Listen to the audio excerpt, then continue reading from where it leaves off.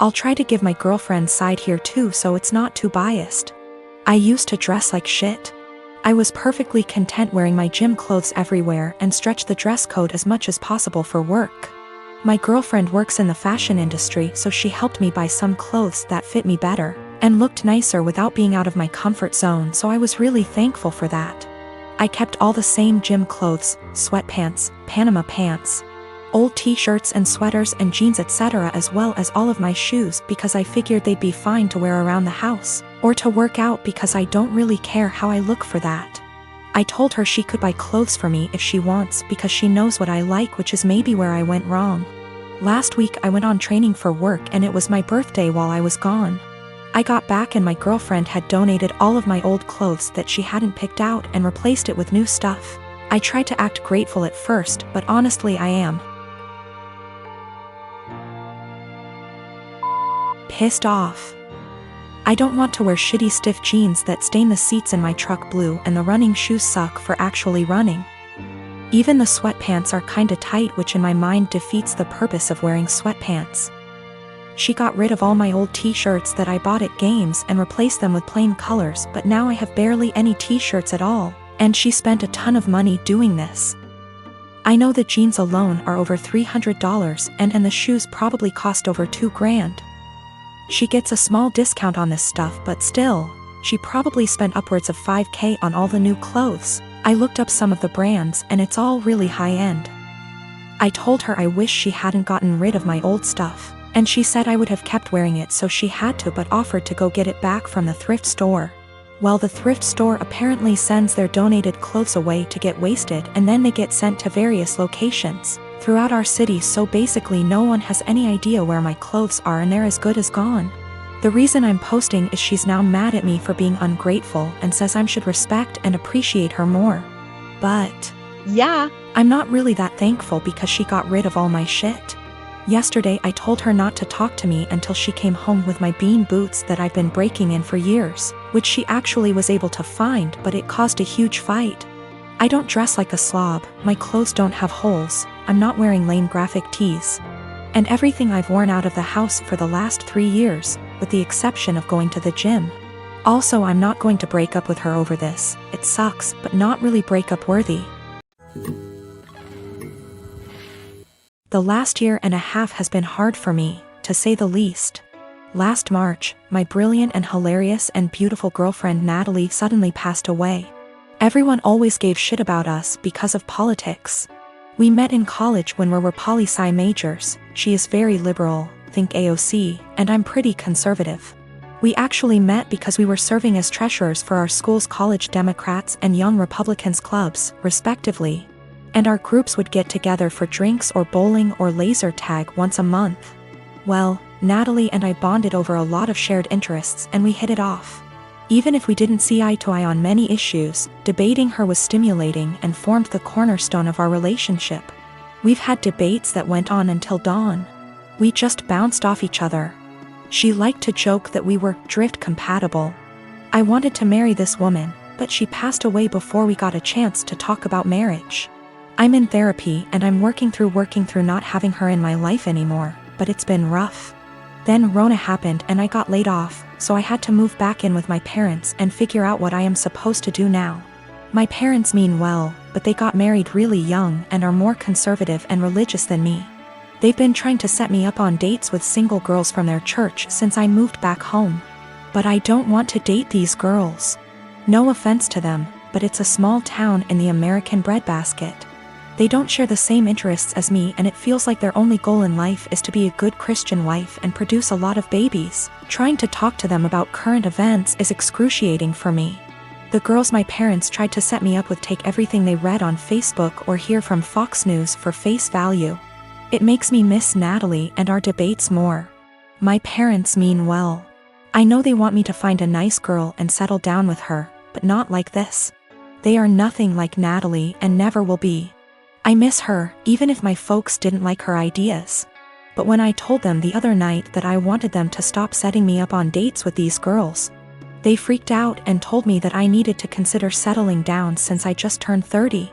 They're good girls from great families, I know that, and my parents like them more than they liked Natalie. but she was my one and only.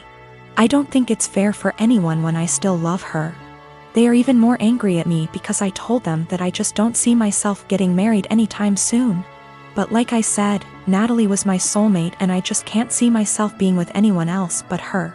Yet, they are insisting that I need to find a woman and settle down and give them grandchildren. We were seriously close to talking about marriage.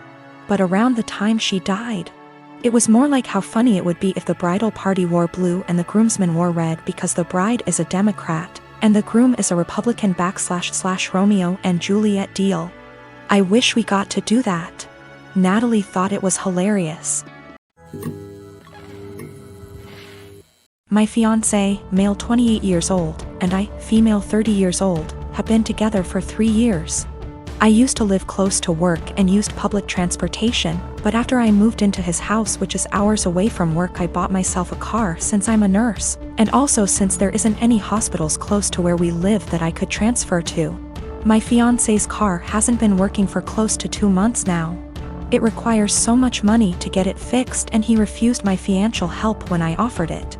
Instead, he would ask to use my car every now and then and I agreed as long as it's when I'm not working, and also, since he only uses it for trips to the supermarket etc. On New Year's Eve, he told me he wanted to use my car to go hang out with his friends and celebrate, but I declined because I had to cover a night shift and needed my car to travel to work. He insisted and even suggested I take the night off or swap shifts with another nurse, but I couldn't do that last minute. I thought he dropped it then, but when I went into the shower and got out I couldn't find him nor my car. I freaked out and started calling for half an hour, but he didn't answer me. I tried again till one of his friends picked up. I demanded he give the phone to my fiancé, but he said they were out and confirmed that he took my car and told me that my fiancé said that it's better that I skip my shift and he'll be back with my car later. I couldn't take it. I felt so enraged. I had my fiancé on the phone telling him I did not consent for him to take my car to go hang out with friends and said I'd call the police to get it back if he refused to come back with it.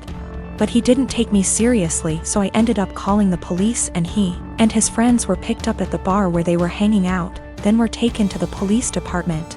I got my car from there and still went to my shift. My fiancé was let go hours after I left and he blew up my phone with missed calls and texts about how I was out of my mind to call the police on him and put him in this situation. I did not respond, but when I got off work the next day we got into an argument and he said he couldn't believe I'd do this to him, but I told him he made me do this, to which he responded that I was petty and callous because not only did I ruin his New Year's celebration, but all his friends aren't speaking to him after I put them in this situation as well, and he then kept giving me silence about it. I did consider this a form of theft, especially since he went behind my back after getting a no from me.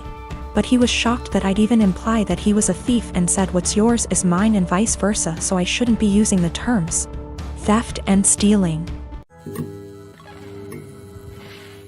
My sister and her husband have been struggling with infertility since they got married 12 years ago. They've tried absolutely everything, from medical to spiritual, but unfortunately, nothing works. Now that she's approaching late 30s, they're starting to look into adoption, but it's also been a slow going. Since their financial condition isn't exactly stable from multiple rounds of fertility treatments they went through. I can only imagine the struggle, and I sympathize with her. But the stress this situation is bringing her and her husband honestly puts a strain on our relationship. My husband and I lost our best friends, Mason and his wife, Kate, 2 weeks ago in a horrible car accident. They left behind their son Pete, who isn't even 2 yet. It was so sudden and so heart-wrenching. We're still grieving, which lowers out contact with a lot of people, including my sister and Bil. Our main concern right now is ourselves and Pete, whose custody has come to us because we're both his godparents, actively engaged in Pete's life since his birth. And because Mason and Kate have neither left a will nor have immediate living relatives who can take him in. We've decided to adopt Pete as soon as we can stomach the process. My husband and I never planned on having kids, and even if we did, this is absolutely not the way we want to go about it. The situation is far from ideal, but we're starting the adoption process yesterday, for Pete's safety if nothing else. We broke the news to our extended families and friends, letting them know that my husband and I won't be very available for a little longer because of this. I know my sister and brother-in-law will have something to say about this. I'm prepared for a few heated text messages or voicemails. However, I didn't expect them to turn up on our doorstep, crying about how unfair it is that we were given everything they wanted, and how we didn't deserve to be parents because we didn't go through what they had to. I've never seen my husband so angry before. He's usually very mild and gentle, but recent events have stretched our patience to the limits. We kicked them off of our porch, and I told my sister before she left that since our pain inconveniences her so much, I won't have her around me and my family at all anymore. I know she made a fuss about it, and now everyone has something to say to us. We turned off our phones, so we don't know which ones are cursing us and which one aren't. I know some did //r. My husband and I are both in pain and grieving, and we can't trust ourselves to be objective. For the sake of disclosure, my husband and I are both men. No, this is not a case of homophobia. My sister, for all her fault, was the first person to accept me for who I love.